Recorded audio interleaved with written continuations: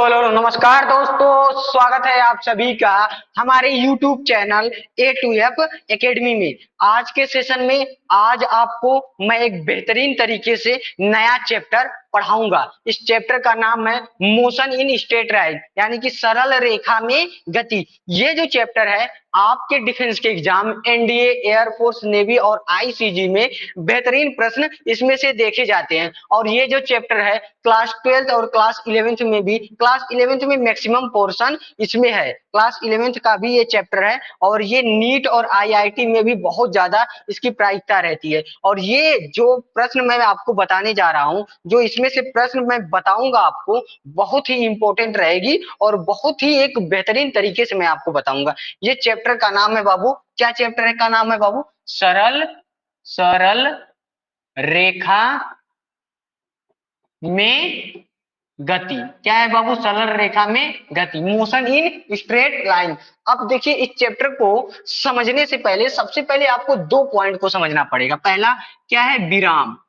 विराम क्या है? विराम। और दूसरे को क्या कहेंगे? दूसरा है शब्द गति। पहला शब्द क्या है? विराम। विराम को अंग्रेजी में कहते हैं रेस्ट, और इसको क्या कहते हैं? मोशन। इसको क्या कहते हैं बाबू? मोशन। अब देखिए, दो शब्द आपके पास है। विराम क्या होता है? विराम का मतलब होता है रुका हुआ। विराम का एक्चुअल मतलब क्या होता है बाबू? रुका हुआ।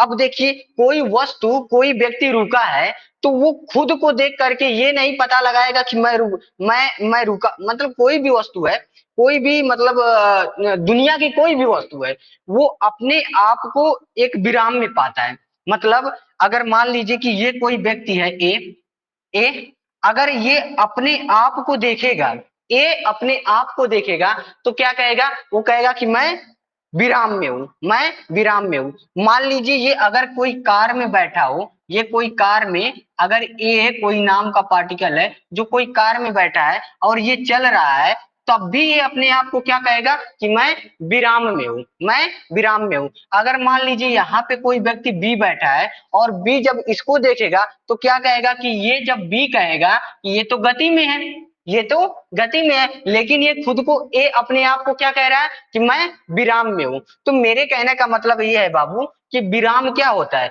विराम वो होता है, विराम का मतलब रुका हुआ। विराम का मतलब रुका हुआ। अगर कोई व्यक्ति रुका है तो खुद को देख करके ये नहीं अंदाजा लगा पाएगा कि मैं रुका हूं कि गति कर रहा हूं। खुद को देख करके कोई किसी को अंदाजा नहीं लगा पाएगा कि मैं रुका हूं कि गति कर रहा हूं। खुद को जो वस्तु खुद को अपना होता है, वो अपने आप को विराम में ही पाता है। कोई भी वस्तु अपने आप को विरामा अवस्था में ही रखती है। तो अगर गति का अंदाजा लगाया जाए तो किसी दूसरे व्यक्ति को देख करके ही हम गति का अंदाजा लगाते हैं। खुद को देख करके गति का अंदाजा कभी नहीं लगा सकते। दूसरे व्यक्ति को देखेंगे तो कहेंगे कि वो गति में है। जैसे कि मान लीजिए कि अगर बात करें हम, देखिए जैसे कि एक मान लीजिए कि ये ट्रेन है, कोई एक ट्रेन है। ये क्या है बाबू? एक ट्रेन है। ये क्या है? ट्रेन है। और दूसरा ये इसी के पैरेलल दूसरा एक ट्रेन है। क्या है बाबू? इसी के पैरेलल दूसरा कोई एक ट्रेन है। अगर मान लीजिए कि इसमें कोई व्यक्ति बैठे हैं, इसमें क्या है? कोई व्यक्ति बैठे हैं। ये ट्रेन है, हमारे पास दो ट्रेन है। अगर मान लीजिए इसमें का व्यक्ति और इसमें का व्यक्ति एक दूसरे को देख रहे हैं और गाड़ी स्टार्ट हो गई है। ये इसमें का, इस ट्रेन का व्यक्ति और इस ट्रेन का व्यक्ति एक दूसरे को देख रहे हैं। और देखिए जैसे कि ये ट्रेन है, इधर का व्यक्ति इसको देख रहा है, इधर का व्यक्ति इसको देख रहा है, तो दोनों स्मूथली ट्रेन स्टार्ट हो रहे हैं और दोनों का वेग समान है।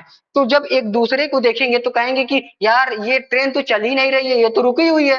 और वो कहेगा ये तो चली नहीं है, रुकी हुई है। अगर मान लीजिए वही व्यक्ति स्टेशन की ओर देखे तो कहेगा कि यार नहीं, ये रुकी तो नहीं है, ये तो चल रही है, ये तो चल रही है। तो मतलब हम दूसरे को देख करके क्या अपने आप को अंदाजा लगा लिए क्या है कि ये गति में है। दूसरे को देख करके हम अंदाजा लगा पाएंगे कि हम गति कर रहे हैं कि नहीं कर रहे हैं। ठीक है बात? तो हम किसके सापेक्ष अंदाजा लगाएं बाबू? प्लेटफॉर्म के सापेक्ष। प्लेटफॉर्म, जब प्लेटफॉर्म को देखे हैं तो क्या कहे हैं? ये गति में है। जब प्लेटफॉर्म को देखे हैं तो क्या कहे हैं? ये गति में है। यानी कि जब हम लोगों को किसी चीज का गति का अंदाजा लगाना हो तो दूसरे व्यक्ति को देख करके हम गति का अंदाजा लगाते हैं। विराम क्या होता है? विराम मतलब मान लीजिए कि एक कोई व्यक्ति है, यहां से मानिए कि कोई व्यक्ति है, चल रहा है।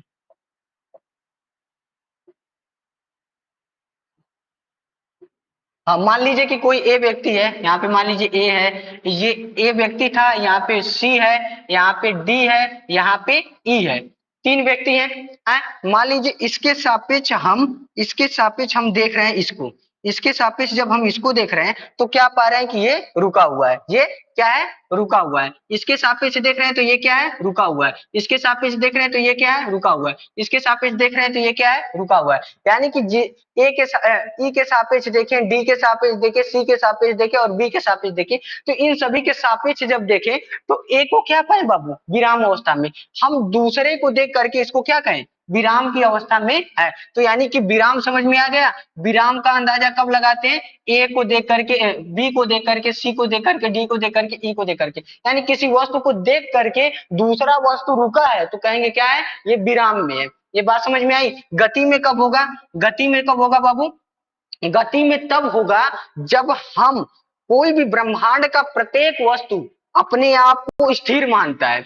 ब्रह्मांड का प्रत्येक व्यक्ति अपने आप को क्या मानता है, स्थिर मानता है। जब अपने आप को स्थिर मानता है तो देखिए ध्यान दीजिएगा, जब स्थिर मानता है तो गति का अंदाजा कैसे लगाएगा, दूसरे को देख करके। दो ट्रेन थे, दो ट्रेन, अब एक दूसरे को जब देख रहे थे व्यक्ति तो ये क्या थे, विराम में थे, विराम में थे। जब प्लेटफॉर्म की ओर देखा, प्लेटफॉर्म की ओर देखा तो किसमें आ गए, गति में। क्या आ गए, गति में। तो आई होप कि आप दोनों, ये दोनों शब्द आपको समझ में आई होगी। अब आपका दो शब्द आते हैं और मैं आपको बताना चाहूंगा दो शब्द, ध्यान दीजिएगा बाबू। दो शब्द क्या है, अब देखिए दो शब्द क्या है। और एक आता है दूरी, क्या आता है बाबू, एक एक शब्द आता है दूरी, क्या आता है, एक शब्द आता है दूरी और दूसरा आता है बाबू विस्थापन। अब दूरी क्या होती है और विस्थापन क्या होता है, इसके बारे में ध्यान दीजिएगा। दूरी, दूरी मतलब किसी वस्तु द्वारा तय की गई पथ की संपूर्ण लंबाई को क्या कहते हैं, दूरी कहते हैं। फिर से सुनिए, किसी वस्तु द्वारा तय की गई पथ की संपूर्ण लंबाई क्या कहलाती है, दूरी कहलाती है। आई बात समझ में। अब विस्थापन क्या होता है, देखिए किसी वस्तु द्वारा, किसी वस्तु द्वारा तय की गई, तय की गई पथ की, पथ की संपूर्ण, संपूर्ण लंबाई को क्या कहते हैं बाबू, दूरी कहते हैं। क्या कहते हैं, दूरी कहते हैं। कि किसी वस्तु द्वारा तय की गई पथ की संपूर्ण लंबाई क्या कहलाती है, दूरी कहलाती है। अब विस्थापन क्या होता है, किसी वस्तु द्वारा, किसी वस्तु द्वारा तय की गई, तय की गई पथ की, पथ की न्यूनतम, न्यूनतम लंबाई को विस्थापन कहते हैं, विस्थापन कहते हैं। ये बात समझ में आई, फिर से समझिए। यानी कि कोई वस्तु है, मान लीजिए कि कोई ए कोई वस्तु है, चल रहा है, यहाँ गया, फिर इधर चल गया, फिर इधर गया, फिर इधर आ गया, फिर इस तरह गया, फिर इधर आ गया, फिर यहाँ पे चल करके बी के स्थान पे पहुंच गया। अगर मान लीजिए ये 2 किलोमीटर है, ये 3 किलोमीटर है, 4 किलोमीटर है, 5 है, ये 6 है, ये 7 है, तो आप कहेंगे कि वो कितना दूर चला गया। अगर दूरी की बात की जाए, यहाँ पे मैं इसकी दूरी निकालूं तो क्या होगी बाबू, देखिए 2 और 3 5 हो गई। और मान लीजिए ये 1 किलोमीटर है, ये 2 है, ये 3 है, 5 और 5 1 6 हो गई, 6 4 10, 10 5 क्या होगा बाबू, 15, 15 6, 15 6 21, 21 7, 21 7 कितना होगा, 28। यानी कि दूरी कितनी आ गई, 28 किलोमीटर है। 28 किलोमीटर, मान लीजिए किलोमीटर में है तो किलोमीटर, तो दूरी को क्या किए बाबू, यानी कि ये लंबाई, ये लंबाई, ये लंबाई, ये लंबाई, ये लंबाई, ये लंबाई, ये लंबाई, यानी कि सारे पथ की लंबाइयों को क्या कर दिए, जोड़ दिए, तो क्या कहलाया है, दूरी। अब विस्थापन की बात करें तो विस्थापन का मतलब है कि यहां से, यानी न्यूनतम लंबाई की बात कर रहा है, तो न्यूनतम ए से बी तक डायरेक्ट, यही ना न्यूनतम होगी। ए से बी तक हम गए तो डायरेक्ट जा रहे हैं ना, जब डायरेक्ट हम जा रहे हैं यहां से यहां तक तो यही तो न्यूनतम लंबाई है। अब ये लंबाई कैसे ज्ञात करेंगे, 2 किलोमीटर ये है, 1 किलोमीटर ये, 2 किलोमीटर, 1 किलोमीटर 3 किलोमीटर और 5 किलोमीटर ये क्या हो जाएगी, 3 और 3 हो गई और 5 3 8 हो गई और इधर 7 किलोमीटर, 8 और 7 15 किलोमीटर, यानी कि कुल लंबाई कितनी आ गई 15। यानी कि विस्थापन की बात करूं तो विस्थापन कितना आ गया 15। आई बात समझ में है? विस्थापन क्या आ गया 15। फिर से ध्यान दीजिए कि दूरी क्या होती है, किसी वस्तु द्वारा तय की गई पथ की संपूर्ण लंबाई होती है, संपूर्ण लंबाई होती है। और किसी वस्तु द्वारा तय की गई पथ की न्यूनतम लंबाई को क्या कहते हैं, क्या कहते हैं विस्थापन कहते हैं। इसको अंग्रेजी में कहते हैं डिस्टेंस और इसको अंग्रेजी में कहते हैं डिस्प्लेसमेंट। इसको क्या कहते हैं डिस्टेंस और इसको कहते हैं डिस्प्लेसमेंट। आई बात समझ में? अब आगे बढ़ रहे हैं, ध्यान दीजिएगा बाबू। अब आगे हम लोग बढ़ रहे हैं, थोड़ा मिटाऊं मैं। अब देखिए बात समझिएगा।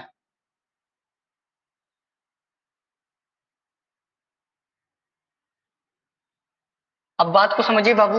अब दूरी, दूरी समझे। अब क्या समझे बाबू, दूरी को। अब दूरी देखिए, दूरी क्या होता है और समझाऊं, और विस्थापन क्या होता है। दूरी और विस्थापन के बारे में थोड़ा सा मैं डिफरेंट बता दूं। देखिए दूरी क्या होती है, दूरी पथ की संपूर्ण लंबाई होती है। संपूर्ण क्या होती है, संपूर्ण लंबाई होती है? और ये क्या होता है न्यूनतम लंबाई होती है। क्या होती है, न्यूनतम लंबाई होती है। ये न्यूनतम लंबाई होती है। अब एक बात समझिएगा, अब ये संपूर्ण लंबाई है, ये न्यूनतम लंबाई है।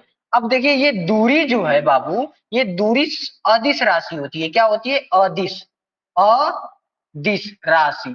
ये कैसी है, अदिश राशि। और विस्थापन कैसी है बाबू, सदिश राशि। विस्थापन कैसी है, सदिश राशि। अब ध्यान दीजिएगा, अब सदिश क्या होता है, अदिश क्या होता है, ये तो मैं आपको पढ़ा दिया हूं।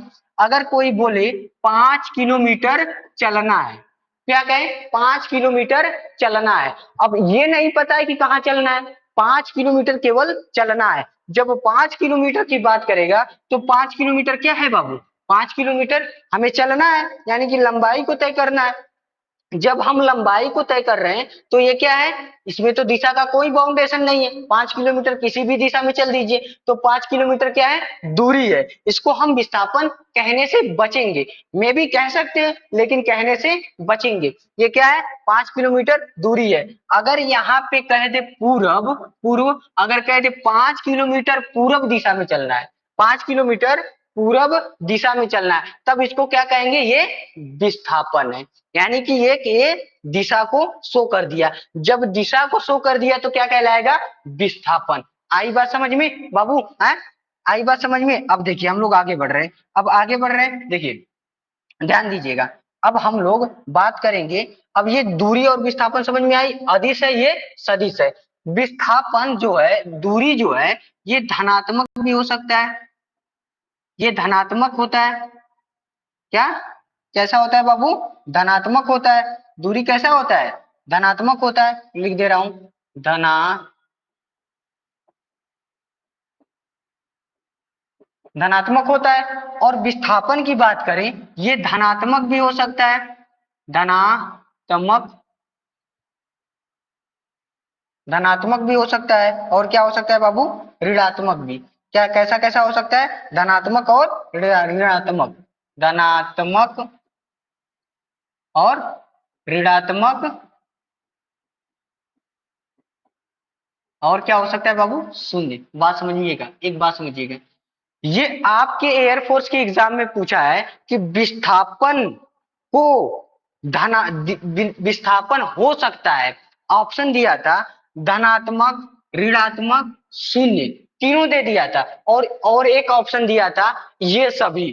तो विस्थापन क्या हो सकता है बाबू, धनात्मक भी हो सकता है, ऋणात्मक भी हो सकता है और शून्य भी हो सकता है। आई बात समझ में? और दूरी की बात किया जाए तो दूरी क्या होगी, केवल धनात्मक होगी। आई बात, देखिए ऋणात्मक कैसे होगी, मान लीजिए कि मैं इस तरह आ रहा हूँ, आपके पास आ रहा हूँ, आपके पास आ रहा हूँ, आपके पास आ रहा हूँ, ये क्या है, ये क्या है, धनात्मक है। अब मैं इसको ऋणात्मक कर रहा हूँ, देखिए मैं आपके पास आ रहा हूँ, मैं आपके पास आ रहा हूँ, आपके पास आ रहा हूँ, आपके पास आ रहा हूँ, आपके पास आ तो रहा हूँ, लेकिन मेरी जो दिशा है, मेरी जो मुख की दिशा है, आपके सामने नहीं, आपके विपरीत है, आपके विपरीत है। इसलिए क्या हुआ, ये ऋणात्मक हो गया। यानी कि धनात्मक मतलब आपकी दिशा में चल रहे हैं तो धनात्मक, आपकी ओर ही आ रहे हैं लेकिन मुंह क्या है, विपरीत है, ये क्या हो गई, ऋणात्मक हो गई। आई बात समझ में है? आई बात समझ में? शून्य तो आप समझ सकते हैं, चले ही ना तो क्या हो सकता है, शून्य हो सकता है। अब देखिए ये जो दूरी होती है, ये दूरी होती है सदैव क्या होती है, सदैव विस्थापन से बड़ा होती है, विस्थापन के बराबर या विस्थापन से क्या होती है बाबू, विस्थापन से बड़ा होती है। ये दूरी जो है विस्थापन से सदैव बड़ा होता है या उसके बराबर होता है। एक थ्योरी आपके एनडीए के एग्जाम में पूछा हुआ था, एनडीए प्रीवियस ईयर का प्रश्न है, देखिए ध्यान दीजिएगा, दिया हुआ था कि दूरी और विस्थापन में संबंध बताइए, दूरी और विस्थापन में संबंध बताइए। ऑप्शन बहुत सारे दिए थे लेकिन एक ऑप्शन ये दिया था, दूरी अपान विस्थापन। क्या दिया था बाबू, दूरी अपान विस्थापन, ये सदैव होता है। देखिए ध्यान दीजिएगा, दूरी और विस्थापन सदैव होता है एक के, देखिए ये सदैव होता है, ध्यान दीजिएगा थोड़ा सा मैं लिखूं, ये या तो एक के बराबर होता है या एक से बड़ा होता है। दूरी और विस्थापन या तो एक के बराबर होता है या एक से बड़ा होता है। आई बात समझ में, एक के बराबर या एक से बड़ा, एक के बराबर या एक से बड़ा। यही सवाल आपके एनडीए के एग्जाम में पूछा हुआ था, यही सवाल पूछा हुआ था। और ये देखिए कई ऑप्शन दिए हुए थे, उसमें ये भी ऑप्शन था। तो दूरी और विस्थापन का अनुपात या तो एक होगा या एक से बड़ा होगा। आई बात समझ में बाबू? ठीक है, इतनी बात समझ में आई। अब देखिए हम लोग आगे बढ़ रहे हैं, आगे बढ़ेंगे हम लोग, बात करेंगे, थोड़ा क्वेश्चन हम लोग लगा लें। थोड़ा सा मैं इसको मिटाऊं, नोट कर लिए होंगे आप लोग। अब देखिए मैं मिटा रहा हूं इसको, देखिए अब थोड़ा सा हम लोग क्वेश्चंस की बात करें। क्वेश्चंस मान लीजिए कि क्वेश्चन दे दे कि यहाँ पे दे दिया हो एक प्रश्न, ये यहाँ पे ए कोई बिंदु है, ये ए है, ये बी है। अगर मान लीजिए ये 1 किलोमीटर, ये 2 किलोमीटर, 3 है, ये एक है, ये एक है, एक है, दो है, फिर तीन है, फिर एक है, फिर दो है। ये दे दिया, हमें क्या ज्ञात करना है बाबू, दूरी और यहाँ पे क्या ज्ञात करना है, विस्थापन, दूरी और विस्थापन। ध्यान दीजिएगा, दूरी और विस्थापन, ध्यान दीजिए। अगर मान लीजिए दूसरा प्रश्न दिया है, मान लीजिए ये है, ये प्रश्न दे दे, मान के चलिए ये प्रश्न है, ये ए कोई बिंदु है, ये बी कोई बिंदु है, ये वृत्त है बाबू, ये क्या है, वृत्त है पूरा। इसकी जो इसकी त्रिज्या की बात करें, इसकी त्रिज्या है 7, और ये है दे दिया 2 किलोमीटर, ये 3 किलोमीटर। अब हमें दूरी और विस्थापन ज्ञात करना है। दो प्रश्न आपके सामने लिखा है। अब देखिए इन दोनों प्रश्नों को कैसे हल करेंगे, ध्यान दीजिएगा। सबसे पहले हम लोग दूरी ज्ञात करना है। दूरी मतलब क्या होता है, पथ की संपूर्ण लंबाई।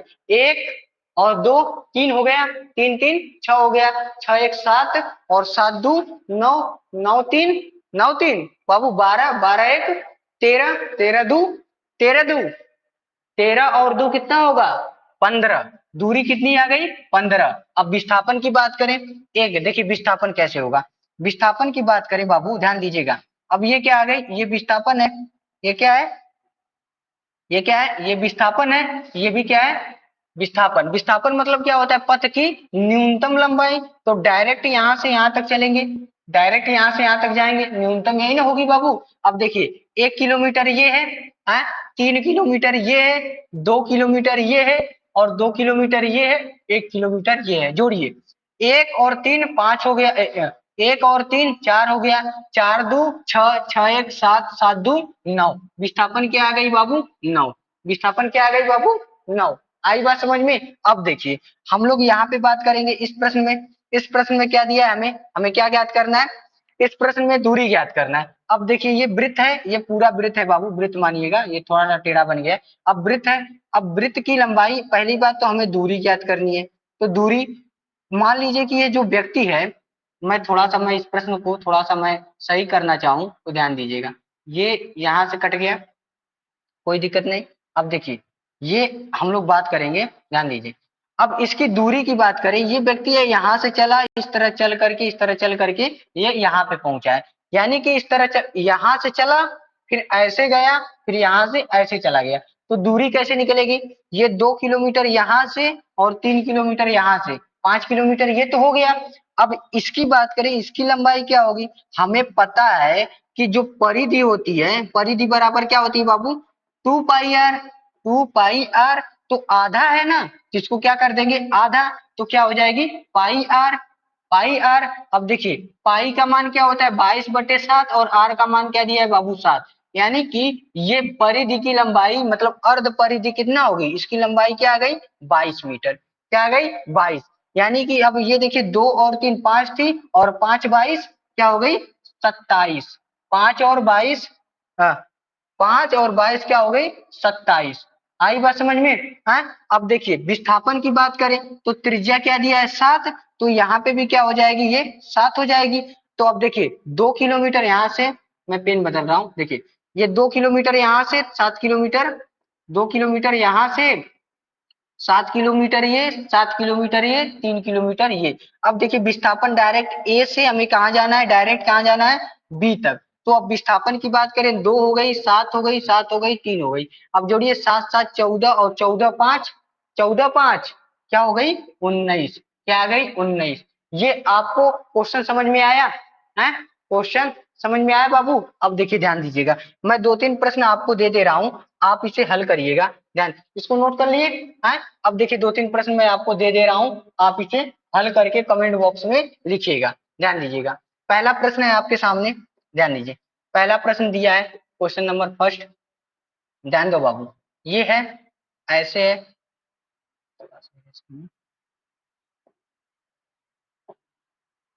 ये प्रश्न है, देखिए ध्यान दीजिए, ये है,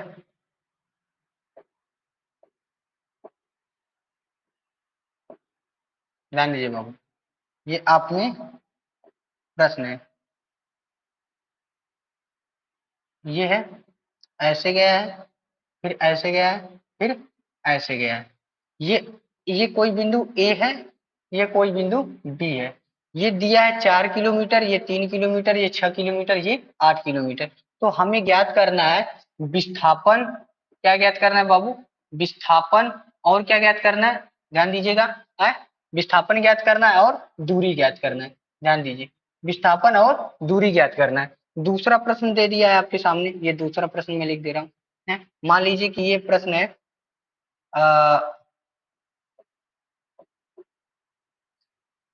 देखिए ये प्रश्न दिया है, कोई घोड़ा है, ये घोड़ा है यहाँ से ए से चलना प्रारंभ करता है और बी पर पहुंचता है, ए से बी पर जाता है, तो इसकी इसकी जो है त्रिज्या दे दिया है 7, तो हमें दूरी और विस्थापन ज्ञात करनी है।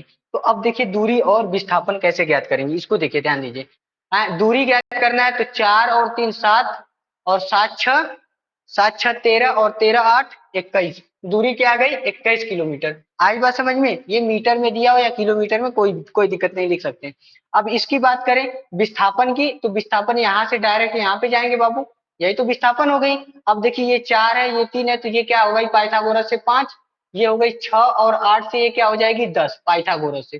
पाइथागोरस का प्रमेय निकालेंगे, लंब का वर्ग धन कर्ण का आधार का लंब का वर्ग धन आधार का वर्ग बराबर कर्ण का वर्ग आता है, तो ये हो जाएगा ये 5 के बराबर। इसी प्रकार 6 और 8 के वर्ग करके जोड़ देंगे तो 10 के बराबर हो जाएगी। तो यहाँ से विस्थापन की बात करें तो क्या आ जाएगी बाबू 15। अब देखिए इसकी बात करें ए से कहाँ पे गया बी पर गया है, ए से बी पर गया है, तो अगर विस्थापन की बात करें तो देखिए त्रिज्या क्या दिया है 7, तो ये भी क्या हो जाएगी 7, तो ए से डायरेक्ट क्या हो जाएगी बी पे, तो विस्थापन क्या आ गई बाबू 7 ए 14 है। और उठवा की बात करें क्या बोलते हैं दूरी की, तो दूरी तो ये चली है इस तरह यहाँ से गई है यहाँ पे, यहाँ से यहाँ पर गई है, तो दूरी की बात हो जाएगी कितना हो जाएगी बाबू दूरी। अब दूरी देखिए अर्ध परिधि, अर्ध परिधि क्या होता है पाई आर, अर्ध परिधि क्या होता है पाई आर, वैसे तो 2 पाई आर होता है, आधा कर देंगे पाई आर हो जाएगी, पाई मतलब 22/7 और गुणे क्या हो जाएगी बाबू 7, यहाँ से 7 7 खत्म हो जाएगा और दूरी क्या आ जाएगी 22। आई बात समझ में। आई होप कि ये क्लास आपको अच्छी लगी होगी। अगर ये क्लास अगर आपको मतलब समझ में नहीं आ रहा है तो 2 3 बार रिवाइज करके देखिए और कॉन्सेप्ट को समझिए और बहुत अच्छे तरीके से समझ में आएगा। आज के लिए इतना ही, मिलेंगे नेक्स्ट क्लास में, तब तक के लिए जय हिंद।